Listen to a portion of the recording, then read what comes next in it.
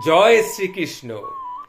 জীবনে সফলতা পেতে হলে খারাপ সময়, অবহেলা, অপমান, চোখের জল আর মনের জেদ এগুলো আসবেই আসবে। আর যদি শ্রীকৃষ্ণকে স্মরণ করো, দেখবে শ্রীকৃষ্ণকে যদি, ঈশ্বরকে যদি, ভগবানকে যদি নিজের বন্ধু বানিয়ে নাও, নিয়ে বলো, প্রভু তোমার সারথি হয়ে আমি জীবন যুদ্ধে তোমার সাথে আমি থাকতে চাই।